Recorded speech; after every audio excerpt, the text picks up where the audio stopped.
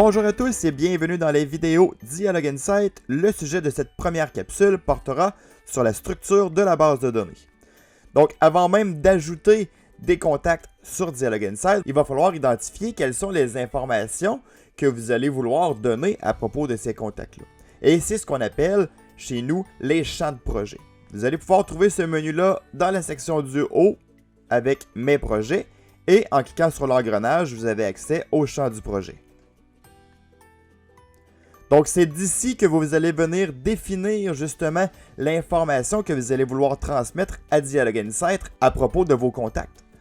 Donc, par exemple, sur mon projet Escapade, présentement, si jamais j'ajoute un ou plusieurs clients, l'information que je vais pouvoir attribuer à chacun de ces clients, ces contacts-là, c'est l'adresse courriel, le prénom, le nom, la langue, le genre, etc., etc. Donc, ici, je suis venu monter une liste de tous les champs que je voulais avoir qui vont identifier qui sont mes contacts dans le profil de chacun de ces contacts-là, justement. Lorsque vous voulez ajouter un champ supplémentaire, vous avez simplement à cliquer sur « Ajouter un champ ».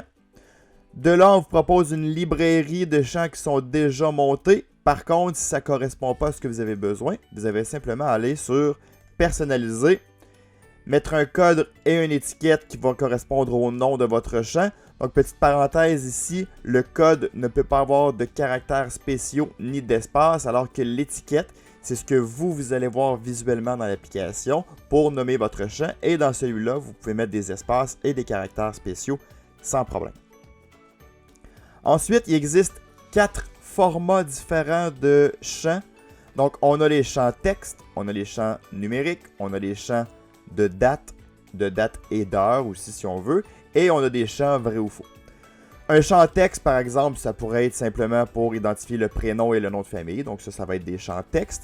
Un champ numérique, ça pourrait être pour identifier un nombre de points, par exemple dans le cas où vos clients auraient des points fidélité. Le champ date et heure pourrait définir par exemple la date de naissance, la date de fête de vos contacts.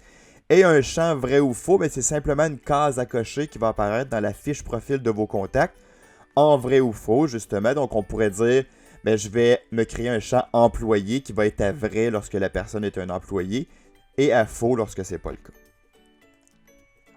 À chaque fois que vous allez créer un champ, donc par exemple texte, vous avez toujours la possibilité de créer des boutons radio ou des listes déroulantes si vous voulez définir les valeurs qu'il peut y avoir dans chacun de ces champs-là. Donc ici, c'est le point initial de la structure d'un compte. Il faut venir définir vos champs de projet. Et évidemment, même si votre compte est en marche, ça peut toujours évoluer à travers le temps, cette liste-là. Ce n'est pas bloqué une fois que le compte est en marche. Par contre, si vous ajoutez des champs, il va évidemment falloir faire une mise à jour pour peupler ce champ-là une fois que vous allez l'avoir ajouté dans votre structure.